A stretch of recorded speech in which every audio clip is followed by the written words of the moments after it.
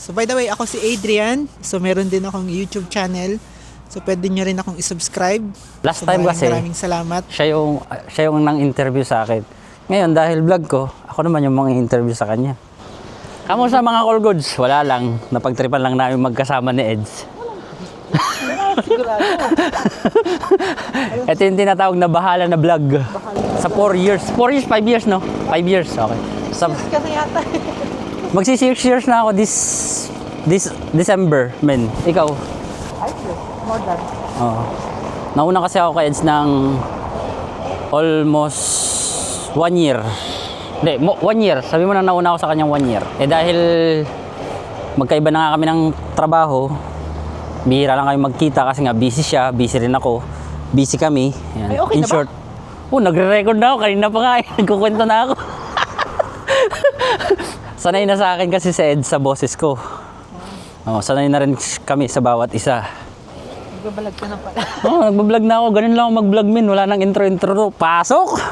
Sa tagal namin kasi magkasama ni Eds, sa dati namin trabaho, halos pag magkasama kami sa boses namin, sanay na kami sa bawat Siyempre, dahil madalang din ngayon magkita, katulad nito, niyaya ko siya before, niyaya niya ako, kaso biglang may lakad na ganun. Hindi nagtutugma.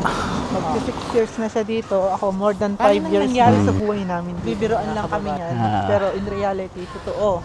Totoo yung mga sinishare namin sa inyo. Kumbaga Yung real reality joke. namin dito. Yung reality sa buhay. Madali rin kung i-enjoy nyo. Pag-aaralan nyo yung i-accept nyo yung sitwasyon. For example, hindi nyo tanggap yung paglilinis. Oo. So may stress kayo nun araw-araw. Kaya kailangan tanggapin nyo. Yung reality ng Pumunta kayo buhay. dito para magtrabaho. So, totoo. Pupunta tayo dito para magtrabaho. Yan yung natutunan ko sa local people. Yung lagi nilang sinasabi sa akin nung nandun pa ako sa previous company. Interview ko to kay Eds. Diba? Last time kasi, siya yung nang-interview sa akin. Ngayon, dahil vlog ko, ako naman yung mga interview sa kanya. Bilang independent, di ba napakaganda kung Nakapag-adjust ako dito sa Poland after 1 year. Kasi galing ako ng factory. Naka-recover ako sa sahod, sa pera, nung after 1 year na. Then, kasi inabutan kami ng pandemic. Yung dramang pandemic, ang hindi namin makakalimutan. Yung pandemic, ang sinahod ko, 700 kay Eds, 500 na. 500. Oh, diba? Kasi mas nauna siya sa akin sa Sheraton. Mas mahaba yung oras ko sa kanya nun kasi. Kaya yung mga kakadating pa lang na nag-iinarte, motivate nyo yung sarili ninyo. Lahat ng OFW dito ay nagtatrabaho talaga. So by the way, ako si Adrian. So meron din akong YouTube channel. So pwede nyo rin akong isubscribe. So maraming salamat. So magpatuloy tayo. Pare Rena. Ha? Di ba? Kasama ako. Ako nga pala yung nag-i-interview. Almost yung mga guests namin sa hotel or sa accommodation ay mga Norwegian or ibang European. South or North, East or West. Maraming pumupunta dito. Nangungulit lang po kami. Maraming salamat. Salamat nyo lang kami. Okay na kami dun. So, Subscribe lang kayo. Subscribe kayo sa aming YouTube channel, mga kababayan. Sa Eds kasi marami nang napuntang bansa rin. Nakailang bansa ka na ba, min? Limawari ko. 5. Anong mga bansa yon? Dito sa Europe. Dito sa Europe. Oo. Sweden, Sweden. Germany, Ano pa? Milan, Italy, Okay. Norway, Okay. tsaka Prague. Tsaka ilang taon na yung TRC mo? 3 years. 3 years. Unang TRC, less than 1 year. 1 year. Oo, kasi nga patigasan pa ang pagkuha noon. Okay. Nung mga panahon na yon, agency pa kami. Doon sa agency, iisa lang kasi kami ng agency no? TRC, na direct na ako noon, nung lumabas. Ano na yon, 3 years. Naging madali yung process kasi meron silang lawyer, yung previous na agency ko. Okay. Oh, yung company, Kung employer. lumabas yung TRC mo, anong una mong nasa isip mo nung lumabas yung unang TRC mo? Nung lumabas yung unang TRC ko, parang naging kalmado makapag-ipon ng pera para makapag-travel. So in reality kasi mga kababayan dito sa Poland, kahit na meron kayong TRC, wala naman kayong pera na pang-travel, useless din lang yung TRC. Diba? So kinakailangan balance. May TRC, may pera para makapag-travel kayo sa Schengen country. Okay. Kasi yung ibang part ng Schengen country o Europe ay euro. So nililinaw ko ang Poland ay Hindi euro. hindi euro, zloty. Zloty.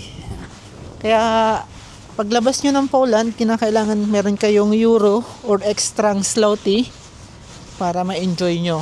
Unang So, alam lumabas yan, yung TRC mo, saang bansa ka na una nagpunta? Sweden. Sweden, imagine mo. From Poland to Sweden.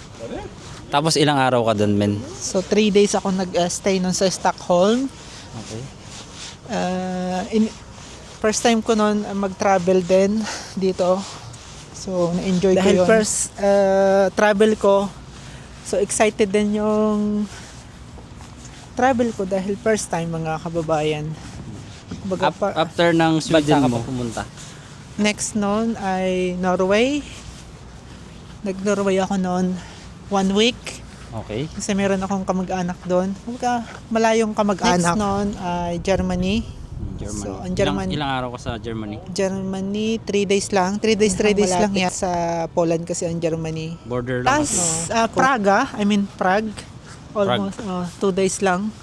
Ang pinakang huli ay Milan. Milan.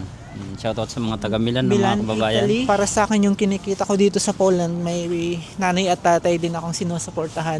Tsaka yung kapatid ko, no?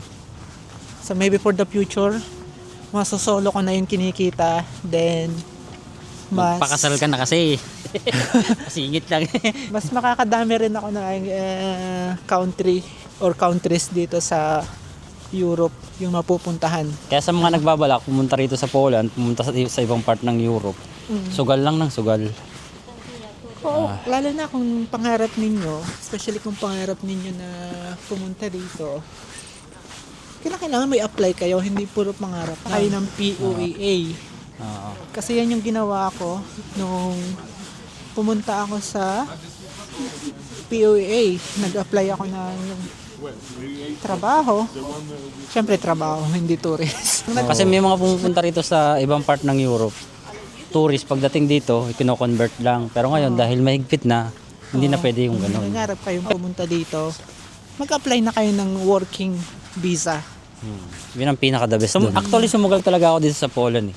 Pero dumaan ako sa agency sa Pilipinas. Oo, ang Pero ending, pagdating ko rito kasi, talagang ang hawak ko is working permit, hindi tourist visa. Magkano yung binayaran mo sa Pilipinas? Kung natatandaan mo pa, kung magkano? lahat-lahat na nasa 120. 120. Oo. Mura na po yun sa kanya. Sa akin kasi umabot ng 380k. 380k. Meron pang umabot ng 400. Kaya nabanggit ko na mura na kasi baka yung iba hindi maniwala na ganun lang kaliit yung placement fee or nagastos ko. Pero may mga nauna kaming kasama rito. Yung dati naming kasama, ang nagastos lang nila is 43,000. O, diba? Sila, basta yung mga kasama namin sa Okresh na, yung dati naming accommodation. Nasa 40 plus lang yung ginastos Pero sa ngayon kasi, malaki na yung mga gastusan, lalo na yung mga sugapa sa agency. Yung mga agent dyan yung nagpapahirap. Kasi dito sa Poland, ang pag-a-apply lang talaga ng working permit is wala pang 100 zloty. 100 zloty, mga ganun, sabihin mo na. Pagdating sa Pilipinas, 1,000. ganyan yung reality kapag hindi kayo aware.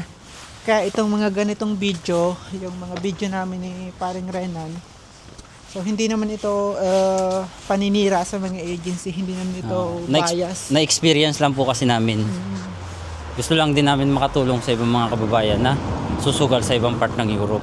Hindi lang dito sa Poland, sa iba pang part ng Europe. Wow. So ganito yung purpose ng video namin, yung Makatulong. reality ng buhay namin dito. So ito ay hindi kwento-kwento lang. Ito ay base sa aming experience dito sa Poland, di kabayang Renante, mga kababayan. Meron din akong Facebook account, Adrian Wagan, para dun sa mga in-demand sa Facebook. Alam naman, ang Pilipino, mahilig sa Facebook, di ba? Dito tayo, no? Dito, diretso na. Sige dyan na. Maraming salamat guys or mga kababayan sa pagsubaybay ninyo sa aming YouTube channel, especially si Kaol Goods, ang ating host for today. And syempre sa aking channel na Adrian Wagan. So huwag niyong kakalimutang subscribe kung may mga pagkakataon Yan. kayo. At maraming salamat. Bye!